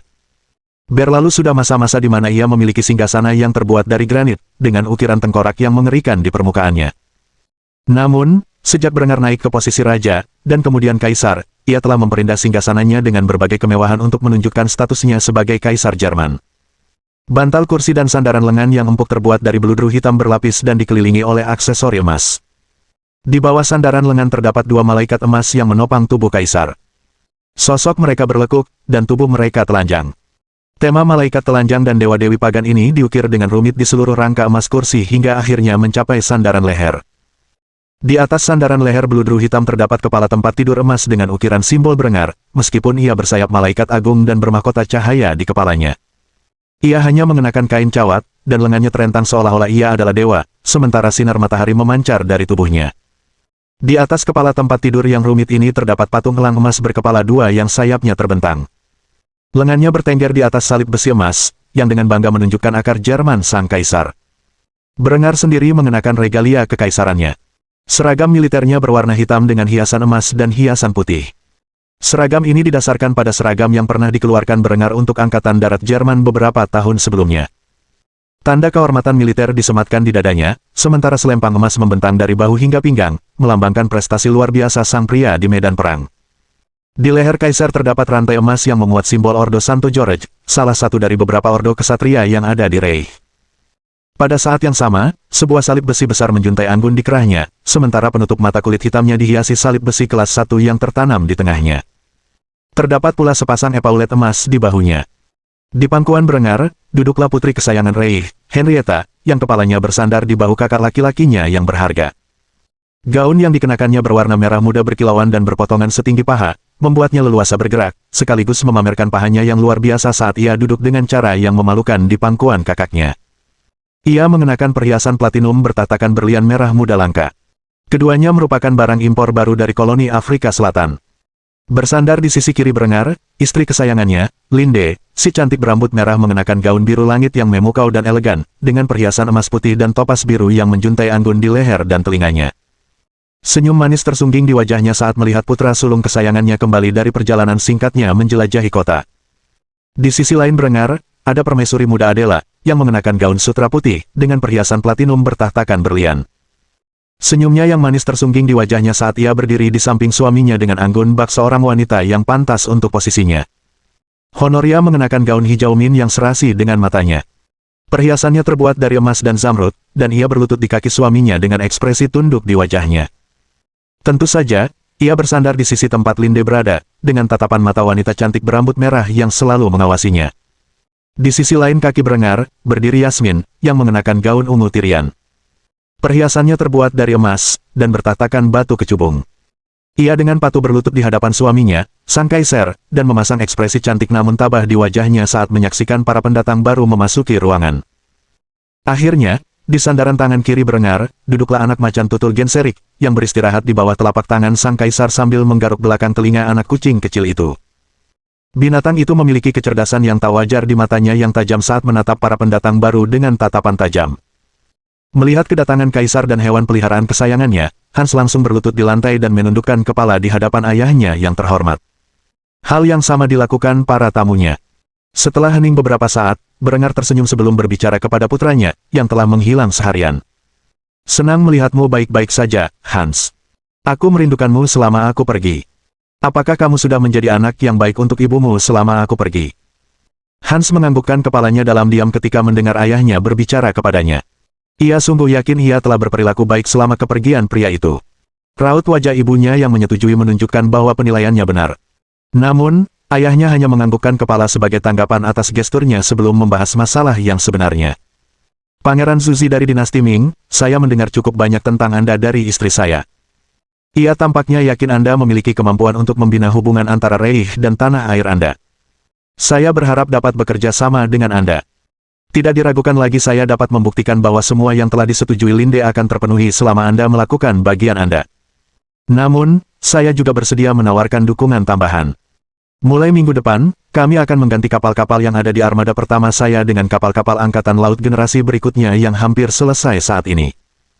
Saya memiliki 10 galangan kapal di seluruh kekaisaran saya yang sedang giat memodernisasi angkatan laut saya, yang tampaknya tertinggal dari angkatan darat saya. Ketika kapal-kapal lama saya dinonaktifkan, saya akan merenovasinya dan menjualnya kepada kekaisaran Anda jika Anda bersedia membelinya. Anda bebas merekayasa ulang teknologi di baliknya jika memungkinkan. Dengan asumsi ayah Anda tidak bersedia membeli amunisi yang dibutuhkan untuk mengoperasikan meriam kapal, Anda dapat menggantinya dengan meriam laras depan yang lebih primitif yang sudah dimiliki kekaisaran Anda. Namun, demi bersaing dengan kekaisaran Jepang, saya sangat menyarankan Anda membeli dari kami. Dengan 10 fregat ironclad ini, dan masih banyak lagi yang akan datang dalam beberapa tahun ke depan, saya dapat memastikan bahwa untuk sementara waktu, Anda dapat berhasil menghalangi Angkatan Laut Jepang untuk mengusik perairan teritorial Anda. Namun, jika Permaisuri Itami ini memiliki kemampuan yang saya yakini, kemampuan tersebut akan menjadi usang dalam dekade berikutnya. Jadi, saya sarankan Anda memikirkan strategi jangka panjang untuk melindungi perdagangan Anda di laut lepas. Zuzi terkejut mendengar berengar bersedia menjual kapal-kapal tuanya. Ia tidak tahu seberapa besar peningkatan yang akan dihasilkan kapal-kapal baru itu, tetapi ia pernah melihat satu kapal yang sedang dibangun. Linde sangat terkejut. Ia tidak menyangka berengar akan begitu mudah memberikan kapal-kapal berharga tersebut kepada negara yang tidak berada langsung di bawah kendalinya. Kenyataannya, berengar perlu mengulur waktu sendiri. Ia harus berperang proksi dengan Kekaisaran Bengal, sekaligus bersiap menghadapi konflik dengan Jepang. Dengan menjual fregat berlapis besi ini kepada Ming, yang jauh lebih canggih daripada kapal uap kayu yang sedang digunakan Itami, ia dapat mengancam ekspansinya. Hal ini juga mengirimkan pesan bahwa ia mengetahui keberadaannya, serta rencananya, dan akan melawannya dengan caranya sendiri. Zuzi hanya bisa menundukkan kepala dan menerima hadiah ini dengan antusiasme semaksimal mungkin. Saya yakin ayah saya tidak akan keberatan jika Reih memasok amunisi yang dibutuhkan untuk mengoperasikan senjata di atas kapal-kapal ini. Atas nama dinasti Ming, saya berterima kasih atas kemurahan hati Anda. Berengar tersenyum ketika mendengar ini, sebelum menanggapi pernyataan pria itu. Aku yakin ayahmu cukup bijak untuk melihat kesempatan yang kuberikan kepadanya. Lagi pula, perjalanan pulangku panjang sekali, dan aku sangat lelah. Kita akan membahas lebih lanjut tentang rencana kita untuk melawan Kekaisaran Jepang besok pagi saat sarapan. Sementara itu, nikmatilah masa tinggalmu di istanaku. Setelah mengatakan ini, Berengar menggendong Henrietta, lalu memberi isyarat kepada gadis-gadisnya untuk mengikutinya kembali ke kamar tidur kerajaan. Ia berencana untuk mencicipi semuanya malam itu. Setelah kelima wanita cantik itu dengan patuh mengejar pria mereka, Zuzi terkesiap kaget sebelum menatap mata Hans dan bertanya dalam benaknya. Apakah semua wanita cantik itu istri ayahmu? Hans menatap Zuzi dengan ekspresi tercengang. Baginya, wajar saja jika wanita tercantik di dunia berbondong-bondong mendatangi ayahnya, jadi ia hanya menganggukkan kepala dalam diam. Namun, setelah beberapa detik, ia segera mengoreksi satu hal. Semuanya kecuali Henrietta, yang pakai baju merah muda. Dia adiknya. Zuzi menghela napas lega mendengar ini. Sungguh tidak adil bagi para dewa untuk menganugerahi seorang pria dengan begitu banyak wanita cantik di sisinya. Namun, kata-kata Hans selanjutnya menghancurkan semua keyakinan pria itu kepada para dewanya. Tapi dia selirnya, jadi kurasa, dalam beberapa hal, dia ada hubungan darah dengan istrinya. Saat itu, Zuzi tidak tahu harus bereaksi bagaimana. Meskipun ayahnya memiliki banyak istri dan selir, ia lebih mementingkan kuantitas daripada kualitas. Sepanjang hidup Pangeran Ming, ia hanya pernah melihat segelintir wanita secantik wanita-wanita Berengar. Namun, semua kekasih Berengar berada di tingkat kecantikan tertinggi sungguh membuat iri. Bab 808 Membangun Luftwaffe. Keesokan paginya, Berengar bangun dari tempat tidurnya dengan senyum lebar di wajahnya. Sudah lama ia tak bisa menikmati tubuh kekasih-kekasihnya, dan dalam semalam ia telah merasakan kenikmatan bersama mereka semua. Namun, pekerjaan seorang kaisar tak pernah benar-benar terpenuhi, dan karena itu, ia bergegas bangun pagi-pagi sekali dan mulai bekerja. Berengar memiliki beberapa tugas penting yang harus diselesaikannya dalam beberapa hari mendatang. Meskipun ia telah memperluas kemampuan Angkatan Darat dan Angkatan Lautnya dengan merancang senjata dan kendaraan baru, pekerjaannya dalam memodernisasi militer Jerman belum selesai. Ia telah memajukan Angkatan Lautnya ke era baru, dan tak lama lagi ia akan melihat hasil jerih payahnya. Namun, ada satu aspek terakhir peperangan yang hingga kini belum pernah ditaklukkan manusia. Berengar bukanlah seorang insinyur kedirgantaraan, tetapi ia memahami konsep dasar di balik pesawat-pesawat awal. Ia juga telah melakukan penelitian ekstensif tentang pesawat-pesawat yang digunakan Luftwaffe selama Perang Dunia Kedua di masa lalunya. Dengan demikian, Berengar akan mampu menyusun beberapa cetak biru untuk pesawat pramesin jet. Dengan bantuan pemikiran-pemikiran brilian yang telah ia bina selama bertahun-tahun, desain-desain ini dapat disempurnakan dan dikembangkan hingga pesawat yang mampu bertempur terlihat terbang di angkasa. Desain pesawat pertama yang digunakan Berengar adalah pesawat tempur multiperan yang mampu menjalankan peran sebagai pesawat tempur pencegat, pesawat tempur pengebom, pesawat serang darat, dan pengintaian. Jerman di masa lalunya telah membuat pesawat yang mampu menjalankan semua fungsi ini pada tingkat tertinggi, dengan sedikit variasi yang mengkhususkan diri pada setiap tugas. Pesawat ini disebut Focke-Wulf Ta-152. Pesawat ini merupakan desain pesawat akhir perang yang dikembangkan dari Focke-Wulf 190 sebelumnya. Pesawat turboprop ini termasuk yang terbaik di kelasnya, dan mampu bersaing dengan semua pesawat sekutu serupa. Dalam hal teknologi mesin prajet, hanya ada sedikit pesawat yang mampu menandingi Ta-152. Pesawat ini dirancang untuk menjadi andalan Angkatan Udara Berengar. Selain desain dasar pesawat itu sendiri, Berengar juga merancang mesin pesawat dan persenjataan individual yang dibutuhkan agar pesawat siap tempur, seperti yang akan ia lakukan untuk semua pesawat yang akan diimplementasikannya. Dengan diperkenalkannya pesawat, Berengar tidak hanya membutuhkan pesawat tempur, tetapi juga pesawat angkut yang dapat digunakan untuk mengangkut kargo dan personel. Keberadaan pasukan terjun payung sangat penting bagi rencana Berengar melawan Kekaisaran Jepang di bawah Itami, dan karena itu, ia mengembangkan Ju-290 sebagai pesawat pilihannya. Ju-290 adalah pesawat angkut militer jarak jauh yang besar yang digunakan oleh Luftwaffe selama Perang Dunia II. Pesawat ini persis seperti yang diinginkan Berengar. Mampu terbang jarak jauh, di ketinggian tinggi, dengan kapasitas kargo yang luas, Ju-290 adalah pilihan ideal untuk transportasi pasukan maupun kargo. Setelah urusan kargo dan transportasi pasukan selesai, Berengar membutuhkan pesawat pengebom strategis jarak jauh, dan ia tahu persis apa yang diinginkannya. Berdasarkan cetak biru yang ia lihat di internet, Berengar mendesain ulang Mi-264, yang kurang lebih merupakan versi Jerman dari B-17. Pesawat itu luar biasa, tetapi di masa lalunya, hanya 3 prototipe yang dibuat sebelum proyek tersebut dibatalkan agar perusahaan pembuatnya dapat fokus memproduksi pesawat tempur. Akhirnya, Brenger ingin merancang pesawat pengebom tukik yang dapat berfungsi sebagai pengebom darat dan pengebom torpedo. Di masa lalunya, Jerman telah bereksperimen dengan beberapa desain ini untuk dipasang di kapal induk yang mereka rencanakan. Tentu saja, yang langsung terlintas dalam pikiran adalah Ju-87, Stuka, yang terkenal itu. Ini adalah pesawat yang ditakuti oleh sekutu dalam Perang Dunia II, sirenenya biasanya merupakan tanda kematian yang akan datang dan membuat musuh-musuh Reich gemetar ketakutan.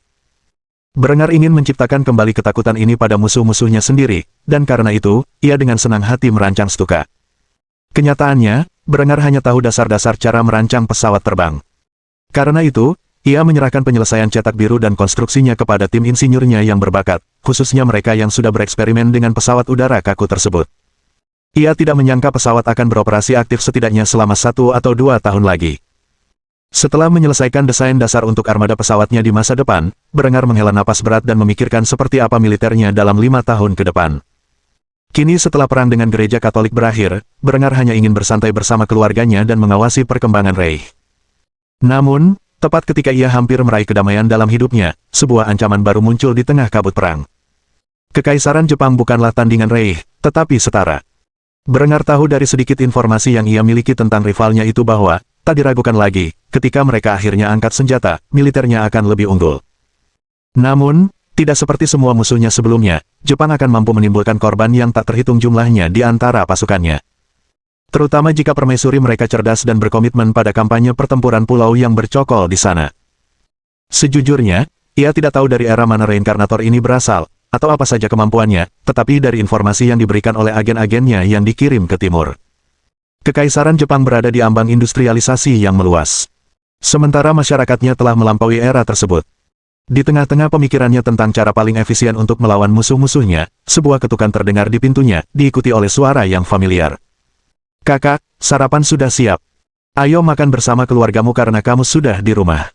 Sang kaisar menyunggingkan senyum hangat di wajahnya saat ia bangkit dari tempat duduknya dan membuka pintu, memperlihatkan sosok adik perempuannya yang berseri-seri. Henrietta segera memeluknya, lalu mencium bibirnya. Setelah itu, ia menggenggam tangan Brenger dan membawanya ke ruang makan, tempat keluarga Brenger dan semua tamunya berkumpul. Brenger memasuki ruangan dan memandangi betapa besar keluarganya telah bertambah, lalu tersenyum lebar. Ia masih belum selesai membesarkan anak-anak. Ia tahu keluarganya akan semakin bertambah di tahun-tahun mendatang, tetapi melihat mereka yang saat ini hidup bahagia dan sehat sungguh menghangatkan hati. Hans dan adik laki-lakinya, Joseph, dimanja oleh ibu mereka, sementara Helga menunggu dengan sabar makanan datang. Ayel berbeda dari kakak perempuannya. Ia anak yang periang dan lincah, sementara Helga jauh lebih pendiam dan tertutup. Sementara Honoria mengasuh putrinya yang masih kecil, Helena, putranya, Alexandros, memelototi saingannya, Gazi. Kedua anak laki-laki itu seusia dan sama-sama diajari cara memerintah sejak usia muda, di mana mereka mengembangkan persaingan antar saudara yang bersahabat. Berbeda dengan anak-anak Brenger, Adela, Linde, dan Henrietta, kedua putra ini dijamin tahta kerajaan ibu mereka. Oleh karena itu, mereka diberikan pendidikan khusus di bidang politik, ekonomi, dan mata pelajaran penting lainnya. Yasmin sedang memperhatikan putrinya yang masih kecil, Zara, sementara Gazi dan Alexandros sedang berdebat sengit tentang pelajaran politik mereka dan pandangan masing-masing tentang apa yang diajarkan. Secara keseluruhan, suasananya sangat meriah. Zuzi dan Daria hanya bisa menatap iri melihat keluarga Brenger, dan bagaimana mereka langsung terdiam ketika pria itu memasuki ruangan. Brenger berusaha menjadi bagian penting dalam kehidupan anak-anaknya, terlepas dari banyaknya tanggung jawab yang diembannya, dan karena itu, ia mendapatkan banyak cinta dan rasa hormat sebagai kepala keluarga. Begitu ia duduk di meja makan, seluruh orang yang hadir mengalihkan pandangan mereka kepadanya, lalu ia hanya tersenyum dan memberi perintah agar makanan disajikan. "Ayo kita makan." Setelah hal ini dikatakan, para pelayan bergegas dari dapur ke ruang makan dengan piring-piring berisi makanan sarapan untuk disajikan kepada keluarga kerajaan dan tamu-tamu mereka. Semua orang kesayangannya hadir, bahkan beberapa makanan makan siang pun ikut dicampur. Lagi pula, itu adalah acara yang luar biasa, seperti setiap kali ia berangkat berperang. Keesokan paginya setelah ia kembali, mereka akan selalu mengadakan pesta keluarga besar dan membicarakan apa yang terjadi selama sang kaisar pergi. Brenger duduk dan berbincang-bincang dengan masing-masing dari anak-anaknya tentang apa saja yang telah mereka lakukan selama ia pergi. Meskipun beberapa orang bertanya kepadanya seperti apa kehidupan di medan perang, ia hanya bisa memaksakan senyum dan menyampaikannya dengan gambaran samar bahwa ia bahagia berada di rumah bersama orang-orang yang ia cintai. Beginilah cara Kaisar menghabiskan pagi hari setelah kembali ke rumah. Lagi pula, setelah perang usai, ia perlu bekerja sama dengan Adela untuk menyelenggarakan upacara perayaan besar.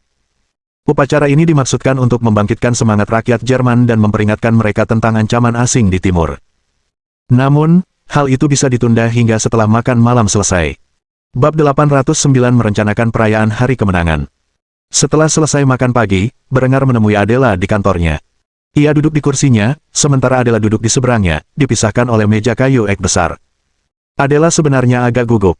Ia jarang dipanggil ke kantor Berengar, dan kalaupun dipanggil, biasanya karena pria itu sedang kesal padanya. Ekspresi stoiknya sama sekali tidak membantu. Ia menundukkan kepala sementara Berengar menatapnya dengan rasa ingin tahu. Ada apa, Adela? Apa kamu mungkin sedang tidak enak badan? Kalau begitu, kita bisa membicarakan ini nanti saat kamu sudah merasa lebih baik. Mata Adela terbelalak tak percaya ketika mendengar ini. Apa ia tidak akan dimarahi? Berengar bisa melihat kebingungan di matanya dan segera menjelaskan alasannya meminta kehadirannya. Aku tidak tahu apa yang kau pikirkan, tapi aku memintamu ke sini untuk membantuku menyelenggarakan perayaan besar-besaran atas kemenangan yang kita raih atas dunia Katolik. Meskipun kita telah mengalahkan musuh-musuh kita, dan mereka semua telah setuju untuk tunduk pada tuntutan kita. Ada lebih dari satu kerajaan yang belum menandatangani perjanjian resmi dengan Reich. Harapan saya adalah mengundang semua pahlawan nasional dan ikon budaya Jerman untuk menyaksikan penandatanganan perjanjian, dan merayakan berakhirnya tirani kepausan. Sebagai Menteri Urusan Budaya saya rasa saya akan menerima masukan Anda mengenai hal ini. Adela menghela napas lega saat mendengar dirinya tidak dalam masalah dengan suaminya dan tersenyum manis sambil menganggukkan kepalanya tanda setuju dengan persyaratannya. Oh, kalau begitu, aku akan dengan senang hati membantu. Apa sebenarnya rencanamu? Berengar mengambil beberapa botol bir dari lemari esnya dan membuka tutupnya sebelum memberikan satu kepada istrinya. Setelah wanita muda itu menyesapnya, ia bersandar di kursinya dan mengikuti langkahnya, lalu mengungkapkan ide-ide yang ia miliki untuk perayaan itu. Sebagai permulaan, saya ingin parade militer untuk menunjukkan kekuatan dan keberanian para prajurit negara kita. Saya rasa kita bisa memamerkan beberapa senjata terbaru kita dalam parade ini. Untuk menunjukkan bahwa masa depan peperangan lebih dekat daripada yang orang bayangkan.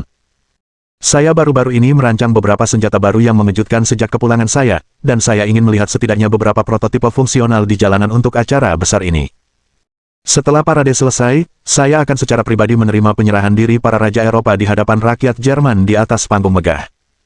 Meskipun sebagian besar raja-raja terdahulu gugur dalam perang, mereka memiliki ahli waris yang belum secara resmi turun takhta demi boneka-boneka kita. Saya akan menggunakan peristiwa ini sebagai cara untuk menunjukkan kepada rakyat Reich bahwa kekuatan lama telah menyerah kepada saya dan akan digantikan dengan raja baru, yang akan memastikan kekuatan dan prestise Reich tidak akan pernah pudar. Setelah penandatanganan perjanjian selesai, saya ingin ada pesta besar di setiap kota yang dapat diikuti oleh rakyat Jerman. Seperti perayaan Oktoberfest lokal yang telah kita adakan tahun-tahun sebelumnya. Saya berharap semua hidangan budaya kita akan disajikan kepada rakyat dengan biaya dari kerajaan, dan bir yang cukup akan disediakan. Pada akhirnya, saya bermaksud agar momen monumental ini dikenal sebagai Hari Kemenangan, yang rencananya akan saya tetapkan sebagai hari libur nasional yang akan dirayakan setiap tahun di wilayah Reich. Inilah yang saya inginkan, tetapi saya terbuka untuk saran dari istri tercinta saya. Adela sedikit tersipu ketika mendengar ucapan tak tahu malu suaminya, lalu merenungkan situasi secara umum selama beberapa detik. Setelah hening sejenak, ia pun mengemukakan beberapa idenya sendiri, yang segera ia ungkapkan. Bagaimana kalau kita adakan acara olahraga besar, seperti turnamen khusus kickboxing, atau KAM, pemenangnya akan mendapatkan sabuk juara khusus dan hadiah uang tunai yang sangat besar. Kita bisa menyebutnya turnamen Hari Kemenangan, dan ini akan menjadi acara tahunan di mana para petarung terbaik bangsa kita akan bersaing untuk meraih kejayaan abadi. Berengar mengangguk ketika mendengar saran ini dan tersenyum hangat sebelum menyesap birnya. Setelah itu, ia segera memuji istrinya atas keahliannya di bidang ini. Itu ide yang bagus. Saya bahkan tidak memikirkannya. Kita bisa menyelenggarakan turnamen besar, lebih besar dari yang pernah kita lakukan sebelumnya, dan menjadikannya kelas berat terbuka sehingga kita tidak membatasi petarung tingkat tinggi berdasarkan kelas berat mereka. Kurasa kita harus menargetkan setidaknya 32 petarung dalam satu babak eliminasi, semuanya bertarung satu sama lain dalam satu malam. Bahkan, kita bisa menyiarkannya ke publik lewat radio, sehingga orang-orang di pub-pub di seluruh negeri bisa mendengarkan pertarungannya secara langsung. Kamu jenius, Adela. Adela tersipu malu ketika mendengar kata-kata baik suaminya. Ia telah bekerja keras selama bertahun-tahun untuk menjadi istri ideal baginya, namun, kecemburuannya yang picik selalu menghalanginya untuk menyenangkan suaminya. Kini setelah ia melupakan semua masalah itu dan menerima perannya sebagai salah satu dari sekian banyak pasangannya, ia dengan cepat mendapatkan poin. Karena itu, ia tidak takut untuk menyuarakan idenya selanjutnya. Saya berpikir kita bisa punya tema khusus untuk turnamen ini, sesuatu yang benar-benar epik yang dimainkan sebelum pertandingan, sesuatu yang mewujudkan kebanggaan rakyat Jerman dan para pejuangnya. Kata, kebanggaan, dan lagu tema, langsung terngiang di benak Brenger. Ia tahu persis tema apa yang harus ia ciptakan kembali untuk acara ini, dan langsung menyetujui saran Adela. Aku makin suka ide ini. Lagunya pas banget. Sekarang kita sudah sepakat untuk parade militer, serangkaian pesta nasional, dan turnamen besar-besaran untuk menunjukkan kehebatan para pejuang kita. Ada lagi yang harus kita lakukan. Adela memikirkan pertanyaan ini beberapa saat sebelum menemukan satu ide akhir, yang ia ungkapkan dengan senyum manis di wajahnya. Kami bisa mendapatkan foto raja-raja Eropa yang menyerah kepada Anda dan mencetaknya di surat kabar kami, yang kemudian bisa kami sebarkan ke seluruh wilayah Reich. Kami juga bisa mengambil foto acara-acara lainnya, sehingga orang-orang yang tidak cukup beruntung berada di Kufstein pada saat itu dapat memahami betapa besarnya perayaan tersebut. Brenger segera mengangguk setuju dengan usulan ini. Semakin ia memikirkan acara tersebut, semakin besar keinginannya untuk menjadi bagian darinya. Meskipun ia belum memiliki dana untuk memproduksi pesawat yang berfungsi setidaknya hingga 1 tahun lagi, ia dapat membawa beberapa prototipe fungsional tank Panther dan kendaraan tempur infanteri Ling miliknya ke jalan untuk parade. Bersama truk-truk yang menarik artilerinya, Brenger yakin bahwa ini akan menjadi momen monumental bagi Reich.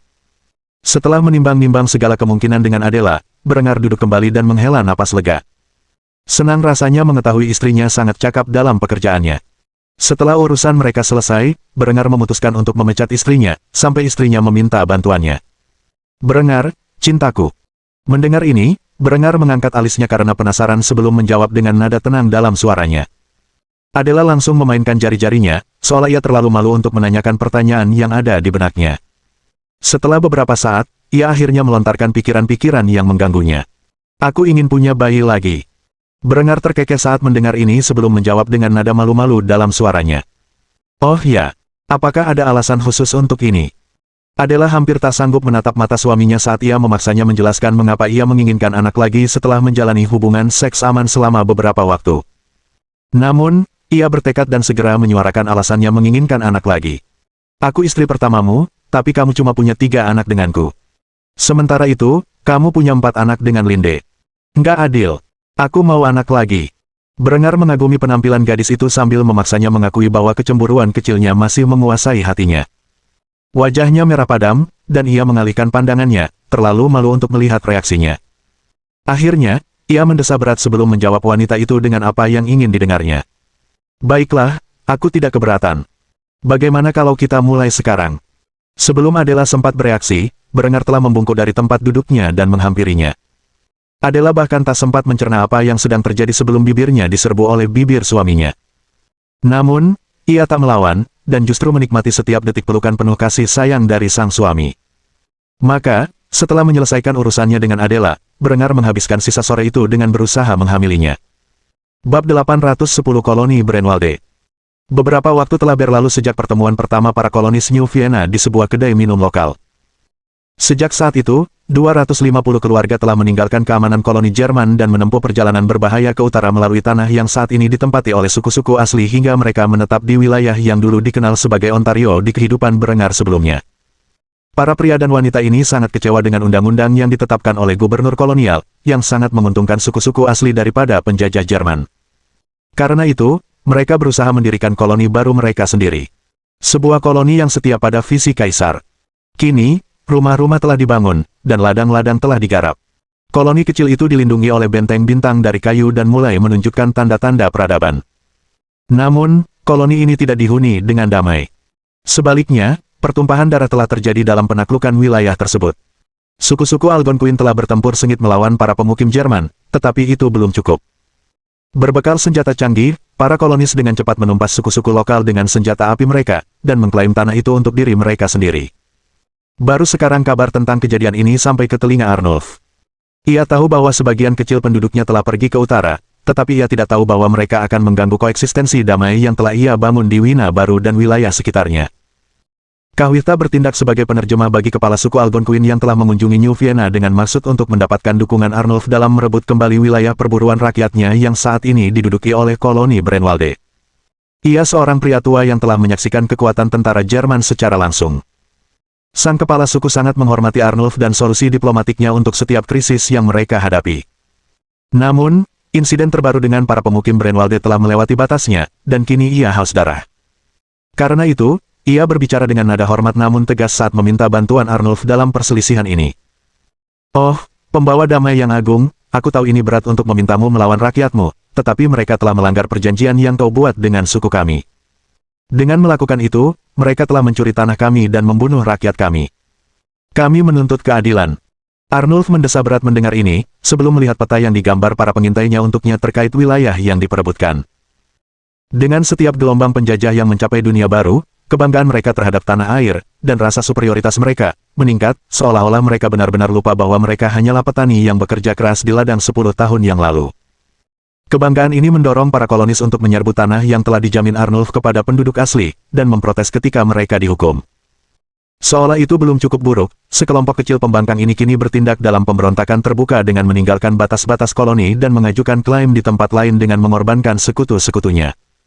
Sebenarnya, ia telah mengirim utusan untuk memaksa para kolonis Brenwalde agar memenuhi tuntutannya. Namun, mereka hanya meludahi wajah utusan tersebut dan menyebut Arnulf pengkhianat kerajaan. Masalahnya, kerajaan terletak di seberang Atlantik, dan meskipun kapal-kapal di pelabuhan dilengkapi dengan radio telegraf yang memungkinkan komunikasi hampir seketika antara Wina Baru dan tanah air, ia sebagian besar dibiarkan sendiri untuk memerintah wilayah Wina Baru. Memang benar ia memiliki kekuatan militer untuk menaklukkan dan mengusir suku-suku asli dari tanah yang mereka duduki, tetapi itu bukan gaya Arnulf. Keseimbangan perdamaian yang rapuh yang telah ia ciptakan memungkinkan Wina Baru berkembang pesat menjadi wilayah yang diinginkan. Namun, hal itu juga mengorbankan ekspansi alami mereka. Kahwita melihat kekhawatiran di mata pria itu, dan menggenggam tangannya dengan senyum hangat di wajahnya. Meyakinkan pria itu bahwa membawa para penjahat ini ke pengadilan adalah tindakan yang tepat. Maka, setelah mendesah berat, Arnulf berdiri dari tempat duduknya, dan meyakinkan kepala suku Algonquin bahwa koloni Brenwalde akan diurus.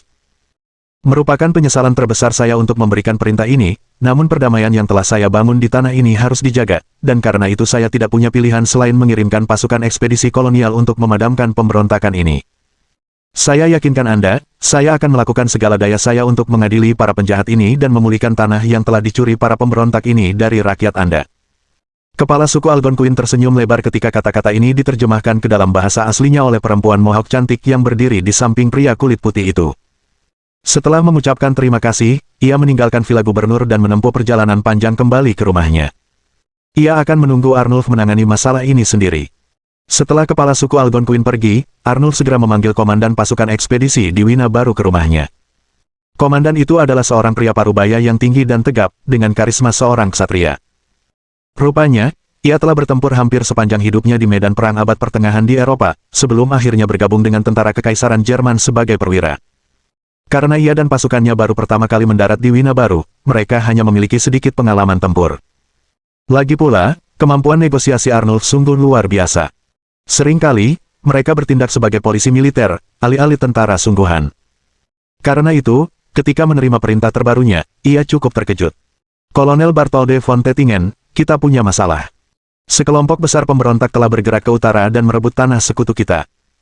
Aku ingin kau mengerahkan pasukanmu ke pemukiman mereka dan mengadili mereka dengan segala cara yang diperlukan."